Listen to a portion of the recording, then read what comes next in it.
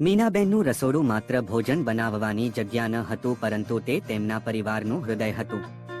સવારની ચાથી લઈને રાત્રિના ભોજન સુધી રસોડામાં હંમેશા હલચલ રહેતી. મીનાબેનનો પરિવાર 4 સભ્યોનો હતો. પતિ રમેશભાઈ, 2 બાળકો રીટા અને રાહુલ. મીનાબેન રોજ સવારે વહેલા ઉઠીને રસોડામાં જતા. ચા બનાવતા, નાસ્તો બનાવતા અને બાળકોને શાળા માટે તૈયાર કરતા. રમેશભાઈ પણ મીનાબેનની મદદ કરતા. તેઓ શાકભાજી લાવતા, કરિયાણું લાવતા અને બાળકોને શાળાએ મૂકવા જતા. બાળકો શાળાએથી પાછા આવે એટલે મીનાબેન તેમને ગરમ ભોજન પીરસતા. તેઓ બાળકો સાથે વાતો કરતા, તેમના દિવસ વિશે પૂછતા અને તેમને વાર્તાઓ કહેતા.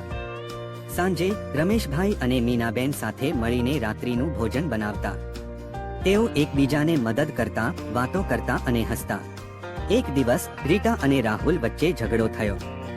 રીટાએ રાહુલનું રમકડું તોડી નાખ્યું અને રાહુલ ગુસ્સે થઈ ગયો. તેઓ બંને રડવા લાગ્યા અને એકબીજા સાથે વાત કરવાનું બંધ કરી દીધું. મીનાબેન અને રમેશભાઈએ બાળકોને સમજાવવાનો પ્રયત્ન કર્યો, પરંતુ તેઓ માન્યા નહીં. મીનાબેનને ખબર હતી કે બાળકોને એકબીજા સાથે વાત કરવાની જરૂર છે. મીનાબેને બાળકોને રસોડામાં બોલાવ્યા. તેમણે બાળકોને કહ્યું કે તેઓ સાથે મળીને તેમની મનપસંદ વાનગી બનાવશે. બાળકો રાજી થઈ ગયા અને તેઓએ સાથે મળીને વાનગી બનાવી.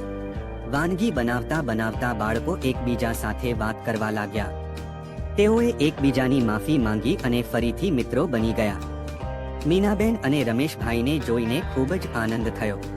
રાત્રિના ભોજન સમયે પરિવારે સાથે મળીને વાનગીનો આનંદ માણ્યો. તેઓ હસતા, વાતો કરતા અને એકબીજા સાથે સમય પસાર કરતા. મીનાબેનને લાગ્યું કે રસોડું માત્ર ભોજન બનાવવાની જગ્યા નથી, પરંતુ તે પરિવારને એકસાથે લાવવાની જગ્યા છે. આ વાર્તા આપણને શીખવે છે કે પરિવારમાં પ્રેમ અને સમજણ હોવી જોઈએ. જો આપણે એકબીજા સાથે વાત કરીએ અને એકબીજાને સમજીએ તો આપણે કોઈ પણ મુશ્કેલીને દૂર કરી શકીએ છીએ. અને જો આપણે સાથે મળીને કામ કરીએ તો આપણે જીવનને વધુ સુંદર બનાવી શકીએ છીએ.